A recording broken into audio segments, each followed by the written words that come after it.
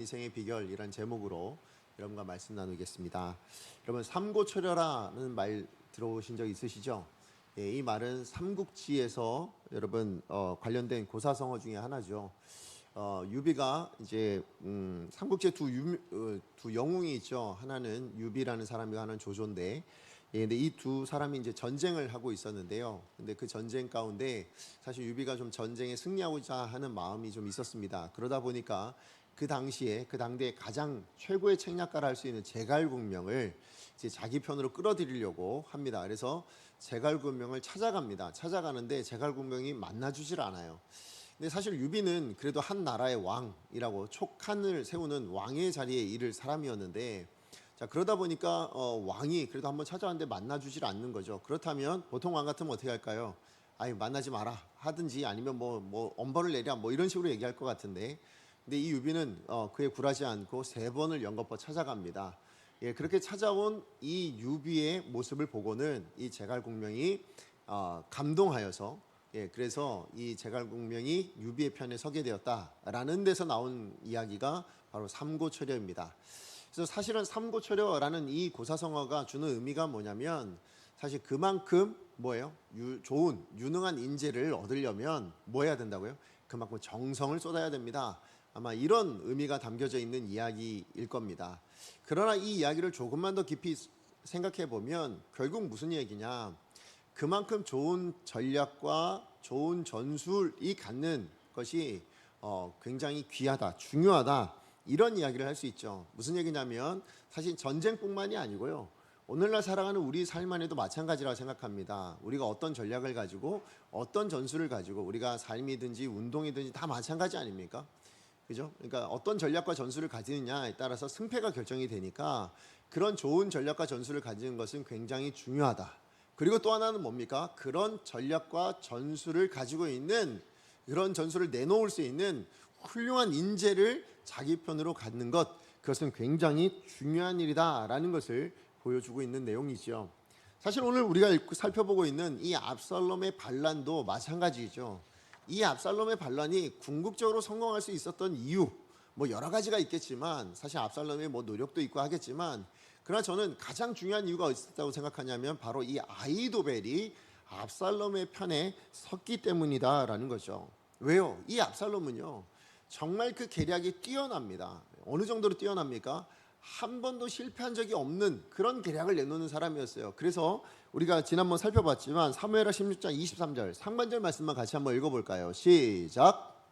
아히도벨이 베푸는 계략은 사람이 하나님께 물어서 받은 말씀과 같은 것이라. 예, 무슨 얘기입니까? 사람이 하나님께 물어서 받은 말씀, 무슨 얘기일까요? 이건 실패하지 않는다는 겁니다. 예, 이거는 반드시 이 계략대로만 하면 좋은 것을 얻을 수 있다, 우리한테 유익한 것을 얻을 수 있다라는 것이 분명했었다라는 거죠. 그러니까 그만큼 좋은 계략을 내놓는 사람이 아히도벨이었다라고 말하고 있는 것이죠. 그게 누구에게도 인정받았습니다. 뿐만 아니라 여러분, 사실 압살롬이 이 반란을 성공하는데 정말 결정적인 계기가 어디서부터 시작되었냐? 이 아히도벨이 자기 편에 섰을 때예요. 여러분 사무엘하 15장 12절 말씀 우리 같이 한번 읽어보겠습니다. 시작. 오늘 다윗의 모사길로 사람 아히도벨을 그의 성읍 길에서 청하여 온지라. 반역하는 일이 커감에 압살롬에게로 돌아오는 백성이 많아지니라. 네, 이 말씀을 보면 여러분 압살롬에게 돌아온 백성들이 굉장히 많아진 계기가 뭡니까?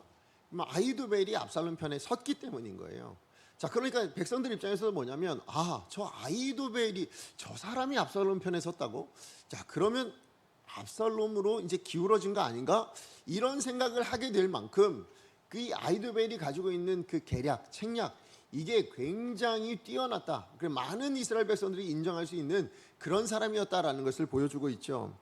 하지만 여러분, 이 아히도벨이 압살롬 편에 선 것은 단지 이제 왕권을 내가 압살롬 편으로 기울게 하기 위해서 정도가 아니었다라는 걸 우린 지난주에 확인했습니다. 그죠? 사실 개인적인 이유가 있었죠. 무엇입니까? 자기의 손녀딸이었던 밧세바의 가정을 파괴했던 그 다윗에 대한 복수심 때문에, 예, 그래서 그가 압살롬 편에 섰다라는 것을 우리는 지난주에 살펴봤습니다. 그래서 이 복수심 때문에 사실 압살롬이 처음 아히도벨이 내놓았던 첫 번째 계략이 뭐였습니까? 압살롬에게 내놓았던 계략이 이 다윗 왕의 후궁들, 그러니까 압살롬에게서는 뭡니까? 의붓 어머니들이잖아요. 이 어머니들과 함께 동침하는 것, 그들을 범하는 것이었습니다. 사실 그 내용 자체는 뭐예요? 압살롬의 왕권을 강하게 만드는 것, 아니면 압살롬을 따르는 사람들의 마음을 이제 넘을 수 없는 강을 넘었으니까 이제는 우리도 어쩔 수 없다. 이제는 끝까지 압살롬과 함께해야지라고 해서 마음을 모으는데 너무 좋은 계략이긴 하지만, 그러나 그것은 겉으로 드러난 계략이고요. 그 밑에 압살롬이 묻어놓은 그런 계략은 뭡니까? 이해는 일하는 거죠. 무슨 얘기일까요? 내 손녀의 가정을 무너뜨렸으니까 나도 다윗의 가정을 무너뜨리겠다. 그래서 누굴 이용하는 거예요? 압살롬을 이용하고 있는 것이죠. 사실 오늘 본문에도 여러분 보면 이 아히도벨이 다윗에 대한 복수가 그치지 않고 계속 이어지는 걸 봅니다. 오늘 본문을 보면 이 아히도벨이 압살롬에게 두 번째 계략을 내놓고 있잖아요. 그 계략이 뭡니까? 셋불도 당김에 빼렸다고 누굴 죽이는 겁니까? 지금 기습 공격해가지고 다윗을 죽이자라는 내용입니다. 지금 이 아히도벨의 계략은 뭐냐면, 지금 다윗 반역 때문에 지금 다윗이 도망을 갔는데, 그런데 만약에 당신이 지금 압살롬이 나에게 12,000명의 군사만 그래 내가 뽑을 수 있도록, 그래서 그런 병사만 내게 주신다면 지금 당장 달려가가지고, 오늘 밤이라도 당장 달려가가지고 다윗의 목만 베어가지고 오겠습니다라고 이야기합니다. 왜 이야기를 하냐면, 여러분 지금 다윗을 쫓아가는 모든 사람들은 누구 보고 쫓아가는 겁니까? 다윗을 한 사람 보고 쫓아가는 거잖아요. 근데 그 다윗이 죽어버리면 어떻게 될까요? 결국 그들도 이스라엘 백성들인데 이제는 어쩔 수 없다. 어떻게 합니까? 그냥 투항할 수밖에 없는 거죠. 자, 그러니까 다윗 한 사람만 죽이면 된다라는 마음에 아히도벨이 그런 계략을 세웁니다. 그러나 여기에는 또 아히도벨의 또 다른 마음이 있는 거죠. 뭐예요? 내가 다윗을 죽이겠다라는, 그 복수를 완성하겠다라는 그런 마음이 거기에 담겨져 있었던 것이죠. 자, 그런데 이 계략을 들으니까 압살롬이나 아니면 이스라엘의 대표적인 장로들, 리더십들이 듣고는 너무 좋다 생각을 한 겁니다. 그래서 그게 옳다, 그게 좋다라고 이야기합니다. 근데 실제로요, 사실 이 아히도벨의 계략은 다윗에게 있어서만큼은, 또 다윗을 따르는 사람들에게는 굉장히 치명적인, 너무나도 좋은 계략이었습니다. 왜냐하면 여러분, 우리가 말씀을 살펴보셔서 아시겠지만 실제로 다윗이 도망을 가는데요, 그 도망갔을 때 얼마 도망가지 못하고 피곤하여서 쉬었다라고 이야기합니다. 우리 사무엘하 16장 14절 말씀이에요. 우리 같이 한번 읽어봅니다. 시작. 왕과 그와 함께 있는 백성들이 다 피곤하여 한 곳에 이르러 거기서 쉬니라. 여기 나온 그 한 곳이 어딘지는 우린 구체적으로 잘 모릅니다. 그러나 우리가 다음 주에 한번 살펴볼 건데요, 여러분 광야 나루터에 머물러 있다고 얘기하고, 그 다음에 요단강을 건너가야 되는 이야기가 나옵니다. 그러니까 지금 요단강을 건너가지 못하고 그 맞은편에 있는 그 광야 나루편에 그냥 거기서 쉬고 있었다라는 거죠. 제가 지도를 한번 살펴봤어요. 그래서 다윗이 갔던 경로를 찾아보니까 예루살렘 그 바로 아래 바후림이란 그 시므이가 저주했던 곳이 나오고요. 그리고 요단강 그 나루터 가장 가까운 곳이 어느 정도 되냐면 40km가 채 안 됩니다. 자, 그러니까 다윗이 기껏 도망갔는데 얼마큼 간 거예요? 40km가 채 못 도망가고 거기서 피곤해서 쉬고 있었다라는 거죠. 그러니까 만약에 압살롬이 아히도벨의 계략을 듣고 아히도벨에게 군사를 주고, 그래서 이 아히도벨이 밤새 만약에 다윗을 쫓아갔다면 어떻게 됐을까요? 다윗은 그냥 죽는 겁니다. 그죠? 그리고 압살롬의 반란은 성공이고 아히도벨의 이 복수도 완성할 수 있는 그런 너무나도 좋은, 너무나도 훌륭한 그런 계략을 누가 낸 거예요? 아히도벨이 낸 겁니다. 그야말로 아까 우리가 읽었던 말씀처럼 그가 내놓는 계략은 뭐라고요?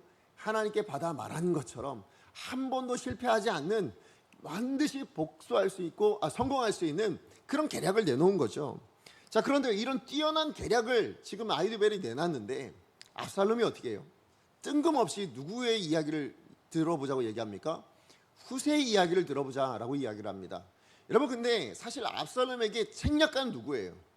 아히도벨이죠. 후세는요, 우리 지난번에 살펴본 다윗에게도 그냥 벗이었어요. 마음을 터놓고 나눌 수 있는 벗, 가까운 사람, 믿을 수 있는 사람 정도였지, 그가 무슨 계략을 내놓거나 아니면 그가 무슨 책략을 내놓거나 그런 데 묻는 사람이 아니었거든요. 그런데 지금 압살롬이 느닷없이 뜬금없이 뭐예요? 지금 후세의 이야기를 들어보자고 이야기를 하고 있는 겁니다. 여러분, 사실 이게 이상하지 않아요?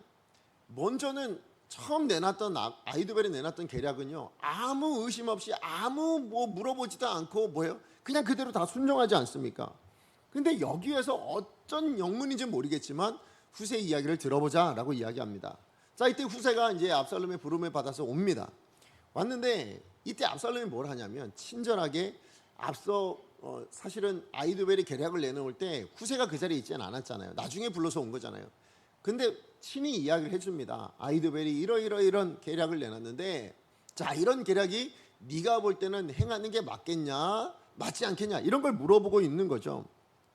자, 그랬을 때 이 후세가 그 계략을 듣고는 생각을 합니다. 고민을 합니다. 그러면서 내놓은 대답이 뭐였냐면 뭐라고 얘기합니까? 아히도벨의 계략이 늘 옳았던 건 맞습니다. 그런데 이번엔 아닌 것 같습니다 라고 얘기합니다. 이번엔 틀린 것 같습니다 라고 이야기해요. 그러면서 어떤 이유를 대냐면 지금 이 아히도벨은 다윗과 그를 따르는 사람들을 과소평가하고 있습니다 라고 이야기해요. 자, 그러면서 이제 뭘 얘기하냐면 다윗이 어떤 사람입니까? 다윗은요, 전쟁터에서 잔뼈가 굵은 백전노장입니다. 그리고 지금 다윗을 따르고 있는 그 사람들도요, 그렇게 항상 함께했던, 그러니까 용맹한 그런 용사들입니다. 자, 뿐만 아니라 다윗이 얼마나 영리한 사람인가 하면 지금 다윗이 도망을 갔는데 그 사람들과 함께 있겠습니까? 그러지 않을 겁니다. 분명히 어떤 굴이나 아니면 다른 곳에 숨어서 있을 것입니다. 자, 그러니까 지금 밤새 쫓아간다 한들 잡을 수도 없을 뿐더러 만약에 그렇게 쫓아가게 되면 또 하나 무슨 일이 있습니까? 그러다가 싸우다가 혹여라도 이 준비되지 않고 쫓아가서 그래서 싸우다가 몇 사람이라도 죽으면 그러면 뭐라고 생각할 거냐? 이 압살롬 편에 있는 모든 사람들이 생각하기에는 진짜 다윗이 잘 싸우는구나, 진짜 용맹하구나, 우리가 질 수밖에 없는 거 아닌가라는 의구심에 결국 사기가 꺾이고 말 것입니다. 그러면 우리가 집니다. 이렇게 이야기를 하는 거예요. 자, 그러니까 사실이죠. 다윗이 전쟁을 잘했던 건 맞잖아요. 자, 그러니까 이 사실에 근거해서 지금 이 이야기를 하면서 그러면서 이제 내놓은 이야기가 뭐냐면, 그래서 제가 생각하는 계략은 뭐냐면 하면서 이제 압살롬에게 계략을 내놓는데 무슨 계략을 내놓습니까? 시간을 들여서 뭐 하자는 거예요? 온 이스라엘에 있는 사람들로부터 군사를 모읍시다. 어느 정도로? 바다의 모래처럼 그렇게 많은 군사들을 모으시면, 그리고 그 모은 사람들을 당신이 인솔해서 나아가시면, 왜요? 그가 압살롬이 처음 후세를 만났을 때 후세가 하는 얘기가 있잖아요. 당신은 하나님이 세우신 사람 뿐만 아니라 온 이스라엘 백성들이 인정하는 사람. 자, 그러니까 당신이 이끌고 나아간다면 그 전쟁에선 반드시 승리할 수밖에 없습니다. 무슨 얘기예요? 준비한 시간만큼, 정성을 들인 만큼 반드시 그 전쟁에 승리할 수밖에 없는, 그런 승리할 가능성이 높아집니다. 오히려 반대로 다윗이 승산할 수 있는 가능성은 없어집니다. 이런 지금 이야기를, 계략을 내놓은 거죠. 자, 이 계략을 들었을 때 사실은 압살롬과 온 이스라엘 백성들이 누구의 계략을 따릅니까? 후세의 계략을 따르고 있지요. 후세의 계략이 아히도벨의 계략보다 더 낫다, 이렇게 지금 이야기를 했다라는 것입니다. 그래서 압살롬이 결국 뭐예요? 후세의 계략을 나중에 이제 취하게 되어집니다. 사실 여러분, 우리가 본문 전체를 이미 읽어봤으니까, 우린 지금까지 이 본문을 쭉 살펴봤으니까 우린 이제 압니다. 누구의 계략이 더 좋은 계략입니까? 아히도벨의 계략이 훨씬 더 좋은 계략입니다. 그렇죠? 아히도벨의 계략이 훨씬 더 뛰어난 계략이고, 그 어떤 유혈사태도 일으키지 않고 다윗 한 사람만 죽이면 이 전쟁 끝날 일이다. 그게 가장 좋은 거 아닙니까? 다른 어떤 이스라엘 사람들 안에서 이 전쟁을 일으킬 필요 없이 다윗 하나 죽이면 끝날 일이고, 지금 쫓아가면 바로 그것이 실현될 수 있는 가능성도 있는 너무 좋은 계략을 아히도벨이 내놨음에도 불구하고 후세의 계략이 선택되게 되었다라는 거죠. 여러분, 우리가 또 후세는 어떤 사람인지 알잖아요. 여러분, 후세는 어떤 사람이었어요? 다윗이 기도했을 때 하나님이 보내신 사람. 뭐 하려고요? 아히도벨의 계략을 무너뜨리게 하려고. 그래서 보낸 사람이 후세였습니다. 그래서 후세가 지금 내놓은 계략도 뭡니까? 지금 아히도벨의 계략을 들어보니까 이거 당장 죽게 생긴 거예요, 다윗이. 그러니까 뭐 하는 겁니까? 시간을 벌어주기 위해서, 다윗으로 하여금 지금 도망갈 수 있는 그런 시간들, 아니면 다윗이 시간을 벌어서 전투할 수 있는 병력들을 다시 한번 재편성할 수 있는 그런 시간들을 벌어주기 위해서 이런 계략을 지금 압살롬에게 내놓았다라는 것이죠. 결국 지금 이 본문 안에서는 누구의 계략과 누구의 계략이 지금 부딪히고 있는 겁니까? 아히도벨의 계략과 후세의 계략이 부딪히고 있습니다. 그런데 정말 뛰어난 건 아히도벨의 계략이었는데요. 승리한 건 누구의 계략이라고요? 누가 이겼습니까? 누가 선택이 되었어요? 후세의 계략이 선택되었다라고 이야기를 하고 있습니다. 자, 그러면서 왜 후세의 계략이 선택되었는가에 대한 아주 중요한 말씀을 하고 있는데, 자, 그게 사무엘하 17장 14절 오늘 본문 마지막 절입니다. 같이 한번 읽어봅니다. 시작. 압살롬과 온 이스라엘 사람들이 이르되 아렉 사람 후세의 계략은 아히도벨의 계략보다 낫다 하니 이는 여호와께서 압살롬에게 화를 내려 하사 아히도벨의 좋은 계략을 물리치려고 명령하셨습니다. 지금 오늘 말씀에 보면 여러분 지금 압살롬과 온 이스라엘 사람들이 아렉 사람 후세의 계략은 아히도벨의 계략보다 낫다 했다 지금 얘기하면서 그 이유가 어딨냐, 뭐라고 얘기합니까? 여호와께서 명령하셨기 때문이라는 거예요. 근데 여호와께서 무슨 명령을 내리셨습니까? 아히도벨의 좋은 계략을 물리치라 라고 얘기하는 거예요. 자, 그러면 지금 아히도벨이 내놓은 계략은 누가 보기에도 좋은 계략입니까? 하나님이 봐도 좋다라는 거예요. 무엇에서 좋은 겁니까? 그 목적을 이루어내는 데 있어서 너무나도 탁월한, 하나님이 봐도 야, 이거는 정말 탁월한 계략이다 라고 인정할 만한 계략이었다라는 거죠. 그런데 그런 좋은 계략, 그런 탁월한 계략이 무너졌다라는 겁니다. 그게 선택이 되지 않았다라는 겁니다. 누가 막으셔서요? 하나님이 막으셨기 때문이라는 거죠. 자, 그렇다면 하나님은 왜 이 좋은 계략, 훌륭한 계략, 아히도벨의 계략을 막으셨을까요? 그 이유가 나오죠. 뭐라고 얘기합니까? 압살롬에게 화를 내리려고 하시려고. 자, 이게 오늘 본문에 드러난 이유입니다. 하나님께서 후세의 계략을 이기게 만드신 이유는, 가장 드러난 이유는 뭡니까? 오늘 본문에서 드러난 이유는 압살롬에게 화를 내리려고. 그러나 이게 전부가 아니죠. 숨어있는 이유도 있습니다. 사무엘하 7장 14절 16절이에요. 우리 같이 한번 읽어봅니다. 시작. 나는 그에게 아버지가 되고 그는 내게 아들이 되리니 그가 만일 죄를 범하면 내가 사람의 매와 인생의 채찍으로 징계하려니와 내가 내 앞에서 물러나게 한 사울에게서 내 은총을 빼앗은 것처럼 그에게서 빼앗지는 아니하리라. 내 집과 내 나라가 내 앞에서 영원히 보존되고 내 왕위가 영원히 견고하리라 하셨다. 지금 이게 누구에게 하시는 약속일까요? 하나님께서요, 다윗에게 하셨던 약속입니다. 다윗에게 뭐라고 약속하십니까? 네가 범죄할지라도 내가 사울에게서 그 은혜를 거둔 것처럼 너에게 거두지 않겠다. 나는 너를 항상 너의 왕위를 견고하게 만들어 주겠다. 그러면서 하나 또 하시게, 네가 죄를 범하면 그러나 인생으로 채찍을 범할 수 있다. 그러니까 채찍을 이렇게 징계할 수 있다. 그 얘기를 하신 거예요. 자, 그러니까 지금 이 과정은 사실 압살롬과 아히도벨은 뭘로 사용되어지는 겁니까? 다윗에게 은혜를 빼앗아 옮겨 받을 사람으로 쓰임 받고 있는 게 아니죠. 뭡니까?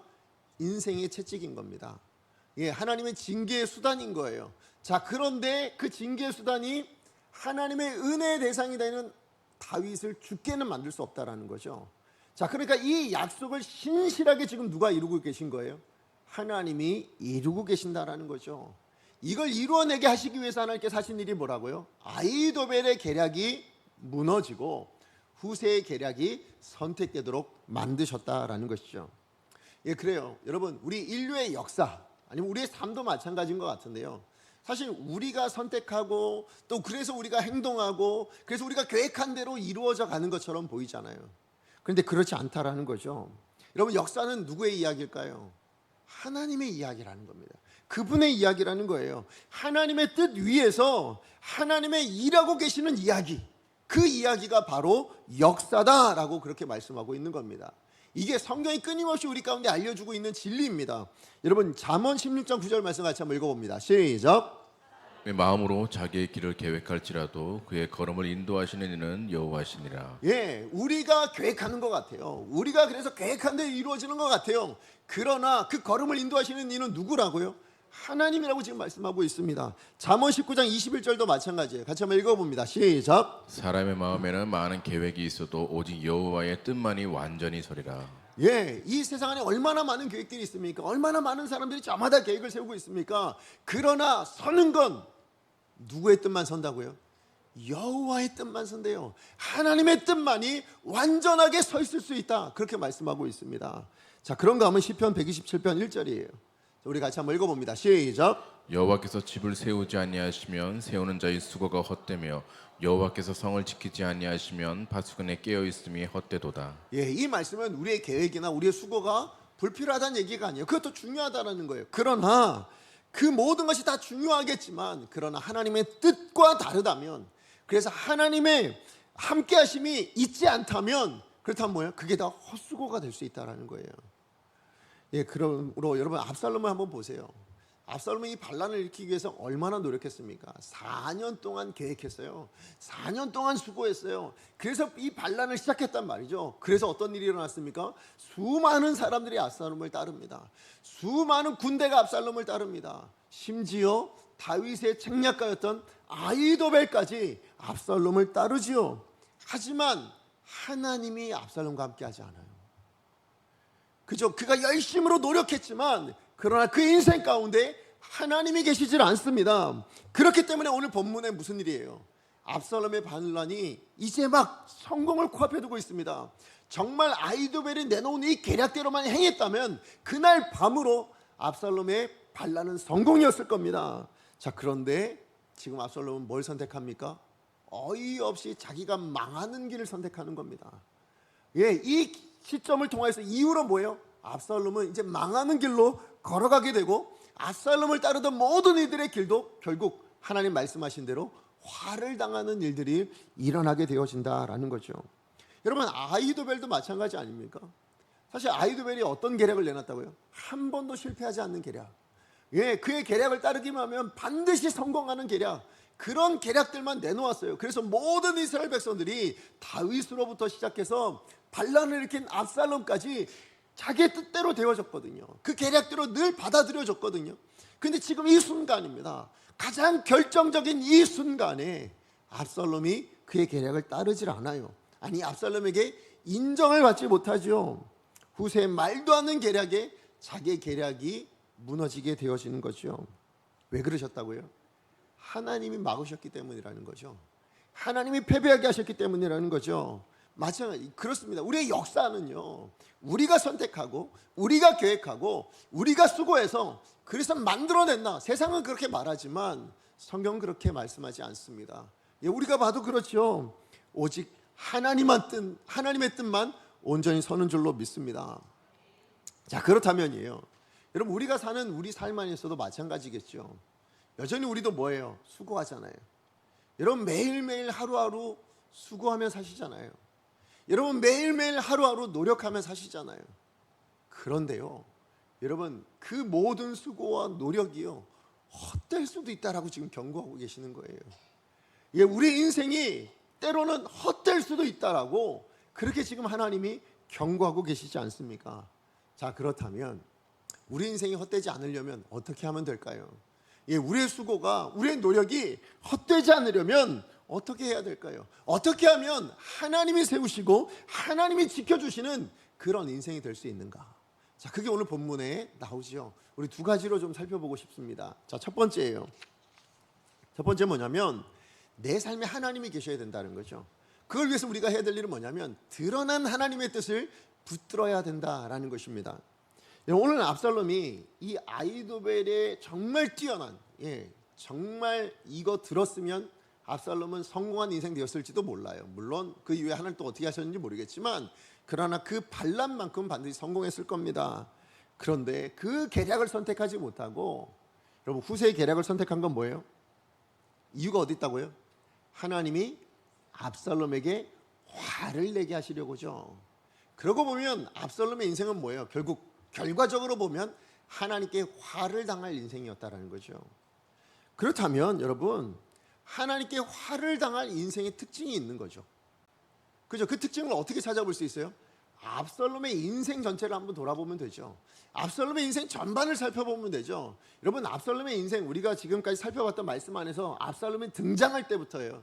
등장할 때부터 지금까지의 말씀을 살펴보시면 여러분 두드러진 특징 하나가 나타납니다. 그게 뭘까요?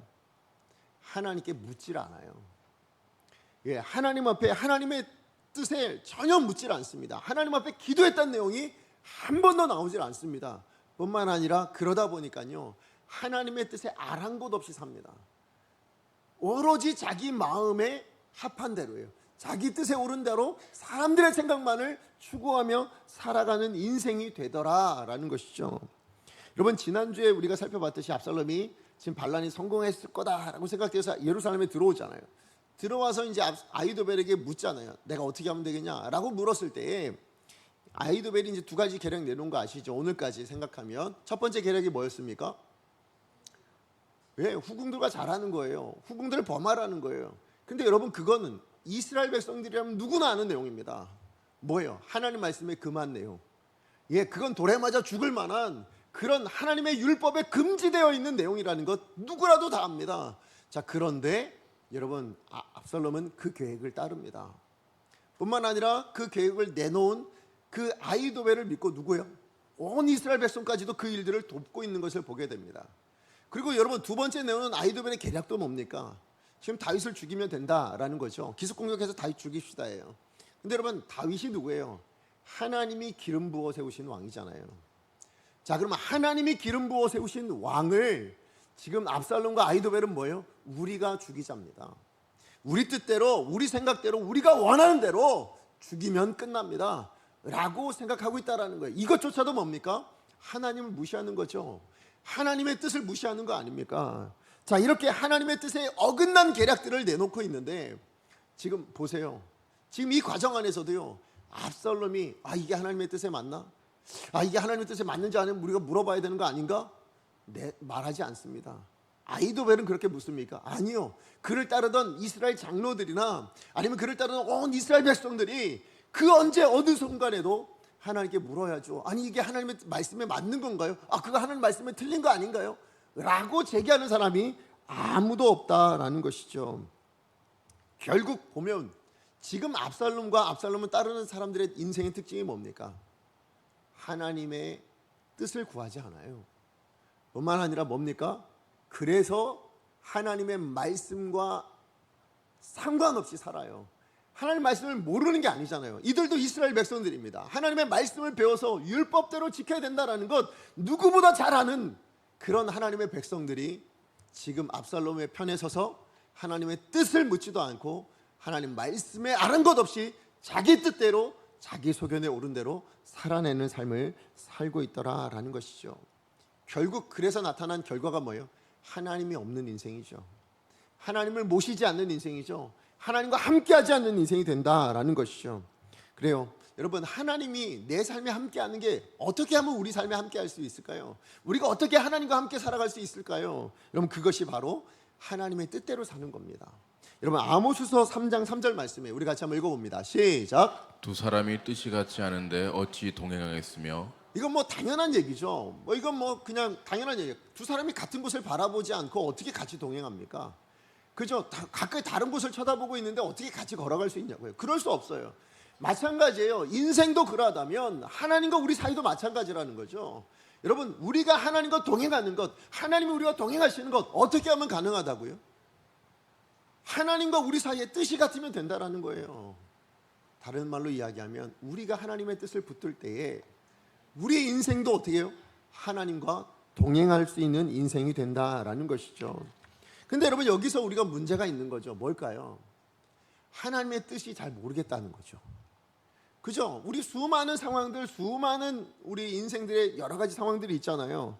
자, 그런데 문제는 뭐냐면 그 모든 상황들 속에서 하나님의 뜻이 잘 모르겠다는 거예요. 내가 이걸 해야 되는지 말아야 되는지, 내가 이걸 선택해야 되는지 말아야 되는지 도무지 모르겠다. 내 인생이 앞으로 하나님의 뜻이 뭔지를 모르겠다는 거예요. 여러분, 성경을 봐도 어떻습니까? 하나님이 방향만 제시해 주시잖아요. 아니면 기준만 제시해 주시지 구체적인 어떤 행동 목록들, 가정에서는 이렇게 해야 되고 이런 상황 때는 이렇게 해야 되고 뭐 이런 내용들에 대해서 그런 내용들이 나오지 않습니다. 그러다 보니까 우리는 하루에도 수많은 결정들을 하고 살잖아요. 내가 이렇게 뭐 먹을 것부터 시작해서 내가 뭘 해야 될지 어떻게 해야 될지 이런 모든 결정들을 해야 될 때마다 여러분, 우리가 다 난감한 이유가 뭐예요? 하나님의 뜻이 뭔지 모르겠다는 거죠. 예, 맞아요. 여러분, 하나님의 뜻에는요, 사실 숨겨져 있는 뜻, 드러나지 않는 그런 하나님의 뜻이 있습니다. 그런데 그렇게 숨겨져 있는 뜻은요, 우리가 알 방법이 없어요. 하나님이 드러내지 않으셨는데 하나님이 숨겨놓으셨는데 우리가 어떻게 알아요? 알 수가 없잖아요. 그런데 여러분, 여기서 한 가지 더 우리가 기억해야 될 건 뭐냐면, 그렇게 숨겨져 있냐 하나님의 뜻은? 그렇지 않죠. 모든 하나님의 뜻이 숨겨져 있습니까? 아니죠. 어떤 것은 숨겨져 있지만 반대로 뭐예요? 드러난 하나님의 뜻도 있다라는 거예요. 예, 그 드러난, 다시 얘기하면 우리가 순종할 수 있는 드러난 하나님의 뜻도 있다라는 겁니다. 그게 뭐예요? 그게 이 말씀이잖아요. 예, 이 말씀이 우리 가운데 있다라는 것입니다. 여러분, 믿음으로 산다가 뭘까요? 믿음으로 산다는 게 무슨 내용일까요? 여러분, 성경에 나온 수많은 우리 믿음의 선배들, 신앙의 선배들이 살아가는 그 삶의 모든 순간마다 숨겨져 있는 하나님의 뜻을 다 알고 깨달아서 납득해서 그래서 신앙으로 살아갑니까? 그러지 않아요. 여러분, 요셉을 한번 생각해 보세요. 요셉에 대한 하나님의 뜻이 뭐였습니까? 이 요셉을 총리로 세우는 거죠. 총리로 세우시는 이유는 뭡니까? 이 총리를 세우심으로 말미암아 사실 그 요셉 당시만 해도 이스라엘이라는 백성들은 뭐예요? 한 가문에 불과했습니다. 한 70여 명 정도 되는 가문에 불과했습니다. 이 70여 명의 사람들을 어떻게 하기를 원하셨어요? 민족이 되게 만들기를 원하셨어요. 예, 그것이 하나님의 뜻이었어요. 그것을 이루기 위해서 뭐예요? 이 이스라엘 백성들을 어디로 옮기셔야 했어요? 애굽으로 옮기셔야 했어요. 이 일에 쓰도록 사용받은 사람이 누굽니까? 그게 요셉이에요. 그를 이루게 하시기 위해서 요셉을 애굽의 총리로 세우시는 것, 이게 하나님의 뜻이었어요. 근데 요셉이 그걸 알았습니까? 몰랐어요. 요셉은요, 아마 이 하나님의 숨겨진 뜻은 그가 죽을 때까지도 몰랐을 겁니다. 그죠? 우리는 어떻게 합니까? 성경을 창세기부터 출애굽기까지 다 읽었으니까 알고 있는 거잖아요. 아, 그렇게 이렇게 요셉이 쓰임 받았구나는 우리가 이 모든 내용을 나중에 봤으니까 알고 있는 거지, 요셉은 죽을 때까지 몰랐을 겁니다. 내 인생이 결국은 그렇게 이 가문을 민족이 되도록 하는 데 있어서 쓰임받는 인생이 되겠구나를 어떻게 합니까? 모르죠. 그런데 여러분, 이 숨겨져 있는 뜻은 모르지만 오히려 그래서 뭐예요? 요셉은 뭐합니까? 이 하나님의 숨겨진 뜻을 위해서 오히려 고난을 하나님께서 허락하시죠. 그래서 형들에게 팔리기도 하고 감옥에 들어가기도 하고 이 모든 고난들을 당하게 됩니다. 여러분, 이때 이 요셉은 어떻게 삽니까? 내가 하나님의 뜻을 모르니까 그래서 하나님을 외면합니까? 내가 하나님 앞에 반항합니까? 그러지 않아요.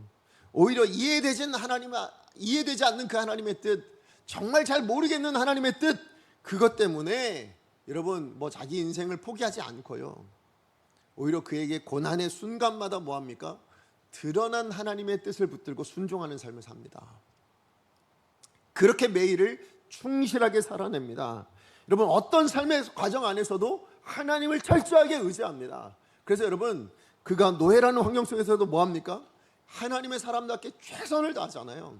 그래서 누가 보더라도 인정을 해주는 그런 사람으로 충실하게 살아냅니다. 뿐만 아니라 여러분, 보디발 아내의 유혹 앞에서는 뭐예요? 하나님의 뜻을 따라, 자기가 알고 있는 하나님의 뜻에 따라 뭐합니까? 거절하고 도망가잖아요. 예, 맞아요. 그래서 자기의 순결함을 지켜내지요. 그게 요셉의 인생이었습니다. 이처럼 요셉은요, 자기에게 드러난 하나님의 뜻을 붙들고 매일매일을 사는 겁니다. 숨겨져 있는 뜻은 몰라요. 이해할 수 없어요. 내 미래가 어떻게 되어질지 도무지 알지 못합니다. 그러나 요셉은요, 그 알지 못하는 미래 때문에 고민하지 않아요. 뭐합니까? 오늘 주어진 내 삶의 현장, 그게 노예의 삶이라 할지라도, 그게 감옥의 현장이라 할지라도, 그게 유혹의 현장이라 할지라도 뭡니까? 지금 내가 알고 있는 하나님의 말씀을 가지고 그 삶에 순종하는 것으로 충실히 살고 있더라고요. 예, 그렇게 살아내더라고요. 그랬더니 그 매일매일의 순종과 하나님의 숨겨진 그 뜻이 연합되어서 뭘 만들어냅니까? 우리가 알고 있는 그 요셉을 통한 이스라엘이 한 가문에서 뭘로요? 민족이 되어지는 그 역사를 만들어내더라고요. 그 하나님의 그 영광된 이야기 안에 요셉의 인생이 들어가 있더라고요. 우리가 그거를 확인하고 있지 않습니까? 그런 의미에서 여러분, 우리가 믿음으로 산다라는 건 뭐냐? 드러나지 않는 하나님의 뜻을 알려고 노력하는 게 믿음이 아니에요. 여러분, 그거는 위대하고 대단한 일이 아닙니다. 그건 하나님께 맡겨드리는 겁니다. 왜요? 드러내지 않는 건 그만한 이유가 있으실 거잖아요. 그렇잖아요. 그리고 그 뜻은 여러분 안 이루어지지 않잖아요. 누가 이루십니까? 하나님이 이루세요. 그 하나님 어떤 분인데요? 우리 아버지시잖아요. 우리에게 가장 선한 것 주시는 분이시잖아요. 그분이 이루어내신다고요. 그것은 하나님께 맡겨드리는 거죠. 그리고 우리는 뭐 하는 겁니까? 드러난 하나님의 뜻이요, 이 하나님의 말씀을 붙들고 순종함으로 오늘을 사는 겁니다. 우리에게 주어진 매일매일을 거룩하게 말씀대로 그렇게 순종하며 살아내는 것, 이렇게 살아내는 우리의 삶이 모여서 뭐예요? 하나님의 뜻과 숨겨진 그 뜻과 하나가 되었을 때 역사가 되는 거죠. 예, 그 하나님의 영광을 이루어내는 거죠. 우리의 삶도 하나님의 역사 안에 들어가는 인생이 되는 것인 줄로 믿습니다. 물론 그 인생이 전부 승리합니까? 그러지 않아요. 예, 말씀대로 순종하다가 때로는 불순종하기도 하고 넘어지기도 합니다. 우리 다윗의 인생을 통해서 요셉도 사실은 법니다. 그러나 여러분, 그 모든 삶의 과정들을 하나님이 다 끌어안으시죠. 무엇을 해요? 하나님의 숨겨진 그 뜻으로 다 끌어안으십니다. 그렇게 해서 하나님의 역사를 만들어내시더라. 그게 저와 여러분 우리의 인생인 줄로 믿습니다. 우리가 살아내는 삶이요, 평범해 보일 수 있어요. 별거 아닐 수 있어요. 그러나 그 평범한 별거 아닌 그 삶 안에 여러분이 드러나는 하나님의 뜻을 가지고 씨름하시고 고민하시고 순종해 보세요.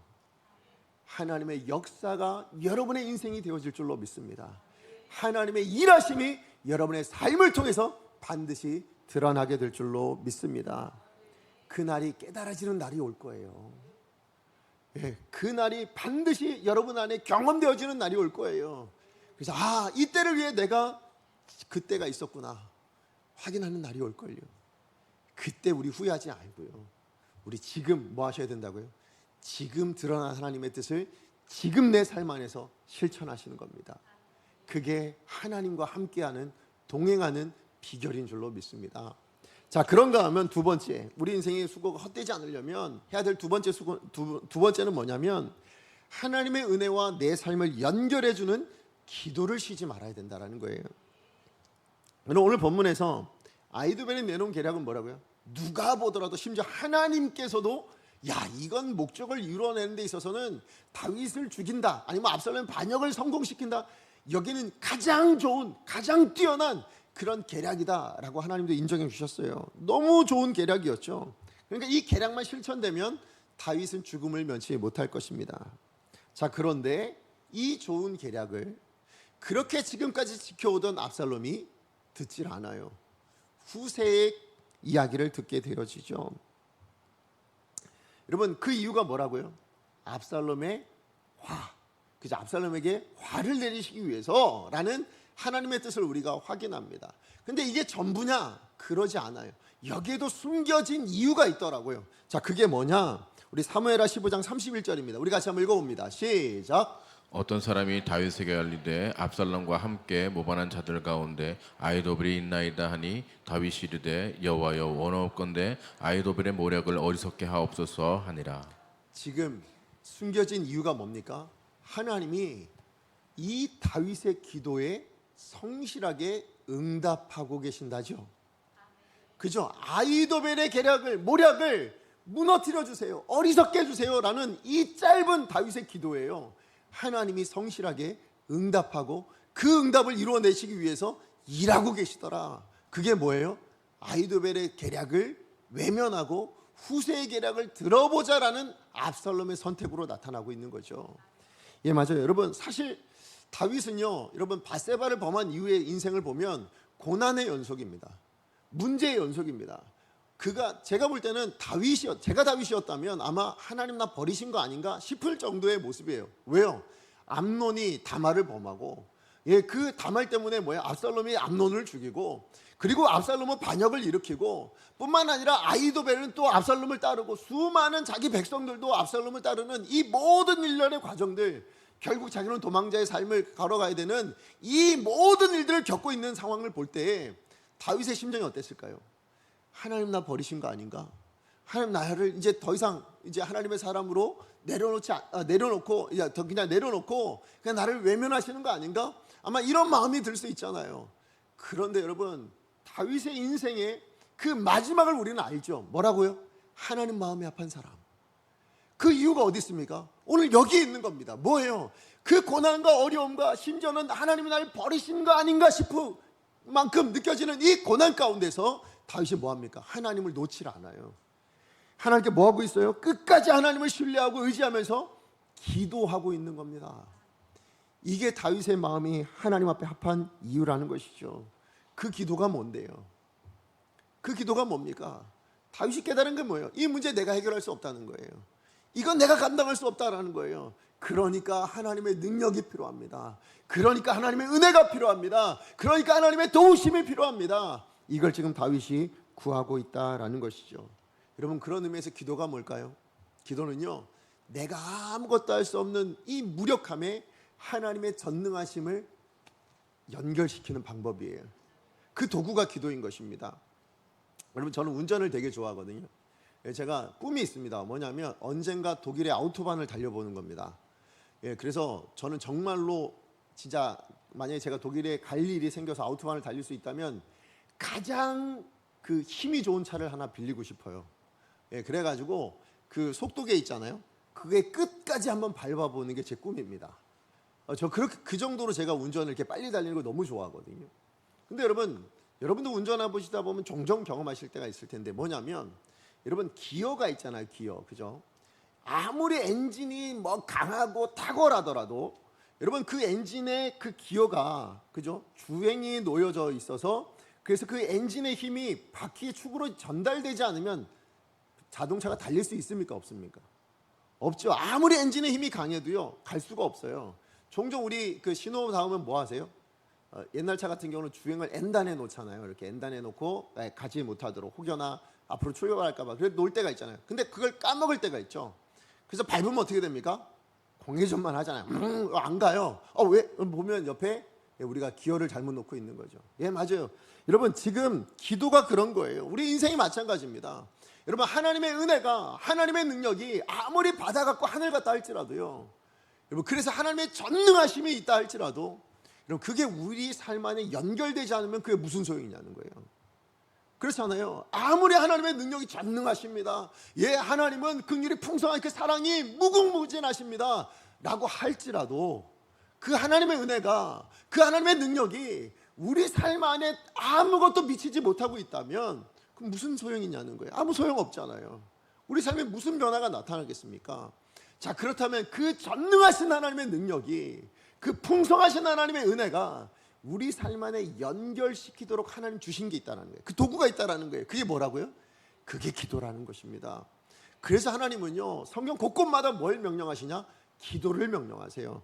여러분, 예레미야 33장 2절 3절 말씀이에요. 우리 같이 한번 읽어봅니다. 시작. 이를 행하시는 여호와, 그것을 만들며 성취하시는 여호와, 그 이름을 여호와라 하는 이가 이와 같이 이르시되 너는 내게 부르짖으라. 내가 내게 응답하겠고 내가 알지 못하는 크고 비밀한 일을 내게 보이리라. 아멘. 여러분, 지금 너는 내게 부르짖으라 라고 말씀하시죠. 자, 이 명령을 내리세요. 이유가 어디 있을까요? 앞에 있는 2절 때문이에요. 그럼 앞에 있는 2절 한번 띄워주실래요? 2절에 뭐라고 되어 있습니까? 여호와가 누군지를 보내주신 거예요. 여호와가 어떤 분이십니까? 일을 행하시는 여호와시래요. 일을 만들어 성취하시는 여호와시래요. 그 하나님이 계시기 때문에 뭐라고요? 기도하라는 거예요. 하나님은 그런 하나님이시기 때문에 기도하라는 거예요. 여러분, 생각해보세요. 우리가 계란을 품어요. 계란을 품고 21일을 품으면 계란에서 병아리가 나올까요? 안 나오죠. 30일을 품으면 나올까요? 1년을 품으면 나오겠습니까? 나오지 않습니다. 근데 여러분, 그 계란을 여러분 어미 닭에게 주면 어떻게 될까요? 20일이면 나옵니다. 무슨 얘기예요? 여러분, 계란은 누가 품느냐가 중요하다는 거죠. 얼마나 오랫동안 품느냐가 중요한 게 아니라 그 계란을 누가 품고 있느냐가 그 계란을 깼냐 못 깼냐의 중요한 문제라는 것입니다. 여러분, 우리 문제도 마찬가지예요. 여러분, 우리가 품으면 그 문제가 해결되냐? 그럴 수 없습니다. 왜요? 여러분, 여러분에게 문제가 문제되는 이유는 여러분이 해결할 수 없으니까 문제죠. 그렇잖아요. 여러분이 해결할 수 있는 문제는 문제가 아니죠. 그건 해결하면 되잖아요. 예, 그렇다면 문제는 뭐냐? 내가 해결할 수 없으니까, 내가 감당할 수 없으니까, 그러니까 우리 가운데 문제로 다가옵니다. 어려움으로 다가오는 거예요. 그렇다면 내가 그걸 끌어안고 21일을, 한 달을, 1년을 끙끙 앓은들 그 문제가 해결되겠습니까? 안 됩니다. 누가 하시면 됩니까? 하나님이 품으시면 되는 거예요. 그 문제가 깨어지는 역사가 일어나게 될 줄로 믿습니다. 누가 품으시면? 하나님이 품으시면 된다라는 거예요. 그게 뭐예요? 그게 뭐냐는 거예요. 그 방법이 뭐냐는 거예요. 그게 기도라는 것입니다. 우리의 기도를 들어 우리의 문제를 하나님 앞에 내어 맡길 때에 하나님이 그걸 품어주시겠대요. 이를 성취하시는 여호와께서, 이를 행하시는 여호와께서 너는 내게 부르짖기만 하면 내가 이루어줄게, 내가 깨뜨려줄게 라고 하나님이 약속하고 계신다라는 것이죠. 그래서 예수님께서도 똑같은 약속하셨어요. 여러분 요한복음 14장 14절입니다. 같이 한번 읽어봅니다. 시작. 내 이름으로 무엇이든지 내가 구하면 내가 행하리라. 네, 뭐라고요? 무엇이든지 구해래요.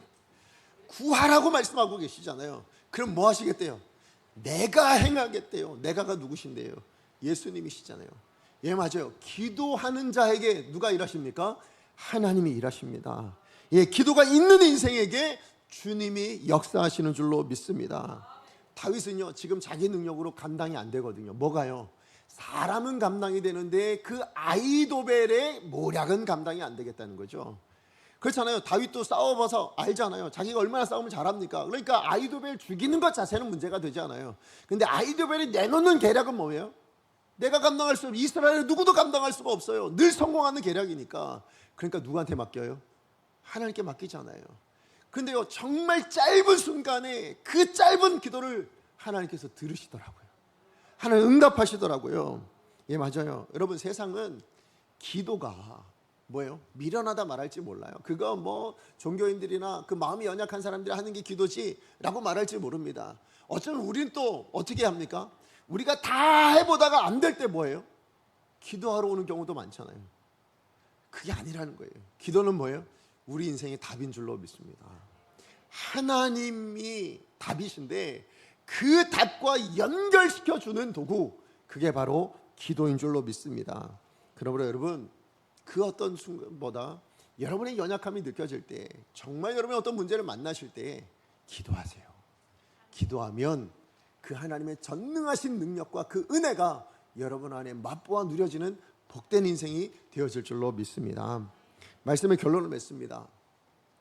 다시 한번 말씀드리지만 우리 역사는요, 내가 만들고 사람들이 만들고 우리가 결정하고 우리가 생각한 대로 만들어져 가는 것처럼 보입니다. 왜요? 드러난 건 사람이니까. 그죠? 드러난 건 사람들의 행동들이고 사람들의 말이니까 그렇게 보이지만, 그러나 성경은 우리가 그것이 전부가 아니라고 말씀하시죠. 그 역사의 이면에 뭐가 있다고요? 하나님의 뜻이 흐르고 있더라. 하나님의 뜻대로 되어져 가더라. 그것을 말씀해 주고 있습니다. 다른 말로 이야기하면 세상의 역사는 곧 하나님의 역사다, 하나님의 이야기다 라고 말씀해 주고 있습니다. 여러분, 세상에 종말이 오겠죠. 성경은 종말을 이야기하잖아요. 여러분, 종말이 뭘까요? 종말이 주님 다시 오시는 날, 그래서 세상이 끝나는 날, 우린 보통 그렇게 생각하죠. 우리 인생이 끝나는 날 그렇게 생각합니다. 그러나 여러분, 그러지 않아요. 종말의 본래 의미는 뭘까요? 하나님의 뜻이 완성되는 날입니다. 이 땅을 향한, 이 세상을 향한, 우리를 향한 하나님 아버지의 계획하심이 완성되어지는 날, 그 날이 종말인 거예요. 그 뜻이 완성되어지는 날이 종말이라면, 여러분, 우리 그 종말의 끝에 섰을 때 후회하지 않는 인생 되려면 뭐 하셔야 돼요? 그 뜻을 따라 가야죠. 그죠? 그 뜻을 우리가 동행해야죠. 그 뜻을 따라서. 그게 바로 지혜로운 인생이 되어질 줄로 믿습니다.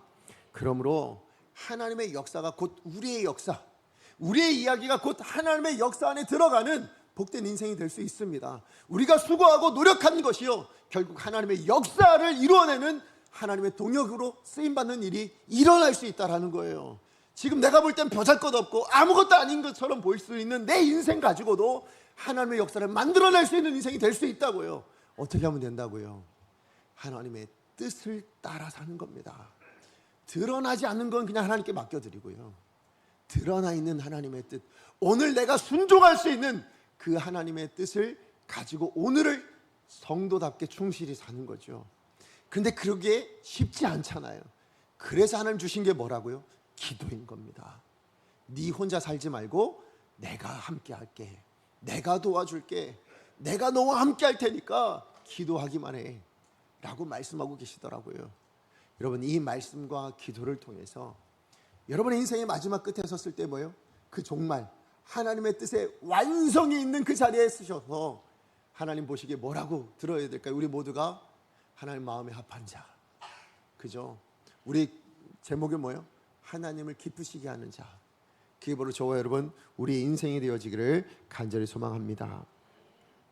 여러분의 하루하루가 수고가 헛되지 않을 수 있어요. 여러분 노력이 헛되지 않을 수 있어요.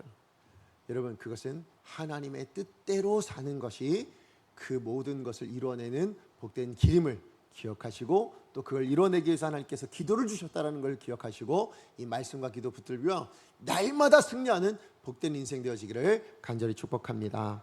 우리 시간에 말씀 기억하면서 함께 찬양하기 원합니다. 오늘 우리가 부를 찬양은요, 주는 완전합니다 라는 찬양입니다. 가사의 내용을 우리가 자세히 여러분 정말 기억하시면서 하나하나 생각하시면서 좀 불렀으면 좋겠어요. 우리의 고백이어야 합니다. 정말 우리의 고백이어야 됩니다. 우리 인생의 내용이 이래요. 이 내용을 우리가 좀 우리 믿음으로 고백하면서 정말 저 이렇게 살았으면 좋겠습니다. 이런 노래를 나의 노래를 불렀으면 좋겠습니다. 그런 마음으로 우리 함께 찬양하기 원합니다. 찬양합니다.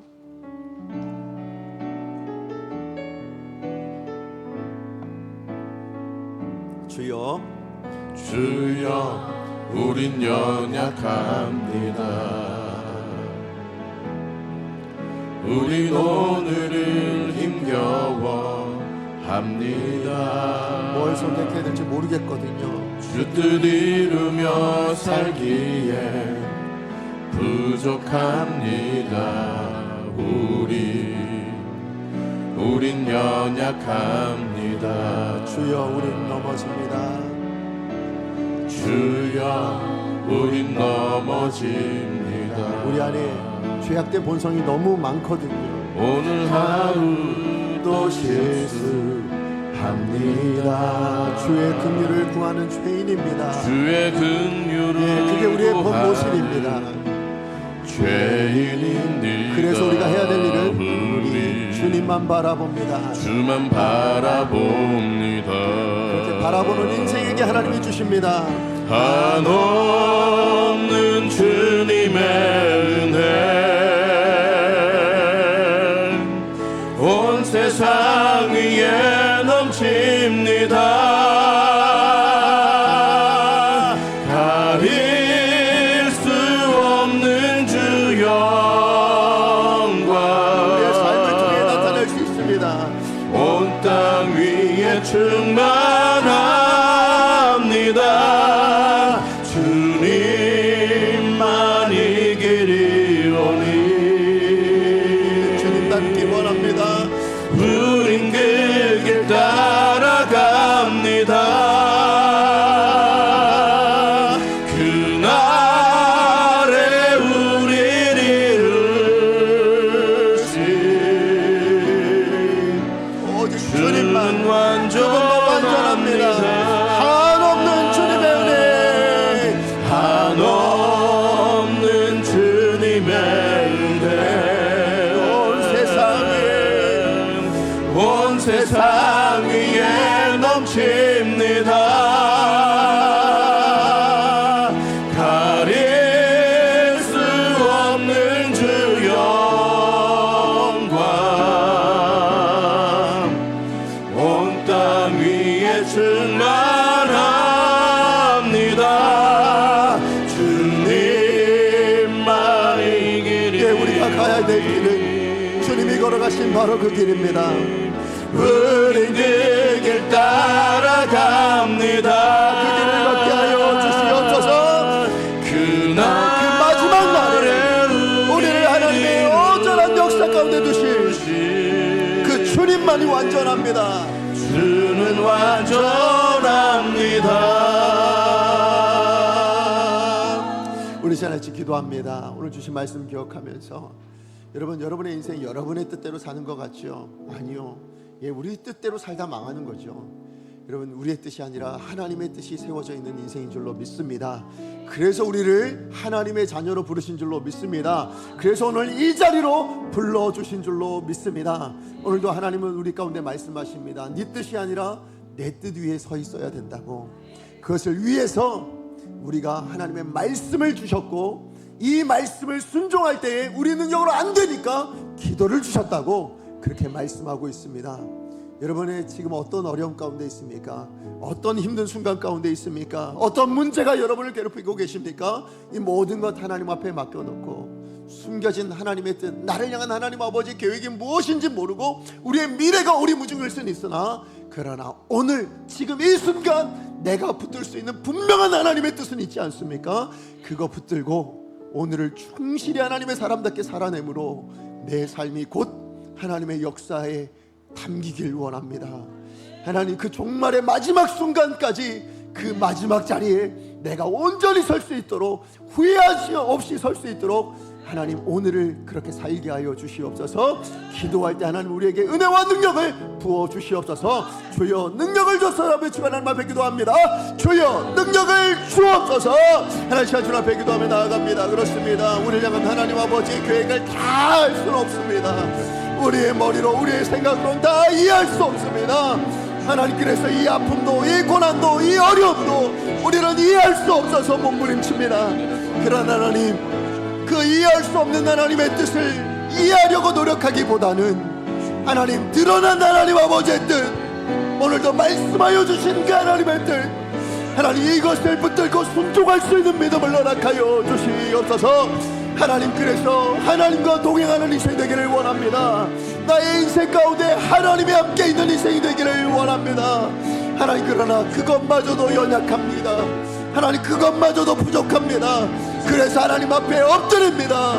하나님 앞에 기도합니다. 하나님을 의지합니다. 하늘의 그 능력을 우리 가운데 허락하여 주셔서 우리의 삶의 모든 순간이 하나님의 능력으로, 하나님이 허락하시는 그 은혜로 하나님 기꺼이 그 자리를 걸어갈 수 있는, 하나님 그 종말의 때까지 하나님이 그 계획을 완성하는 자리까지 하나님의 사람답게 걸어갈 수 있는 귀한 성도들 다 될 수 있도록 주님 도와주시옵소서. 우리를 향한 하나님 아버지의 계획하심이 있어요. 우리를 향한 하나님 아버지의 뜻하심이 있습니다.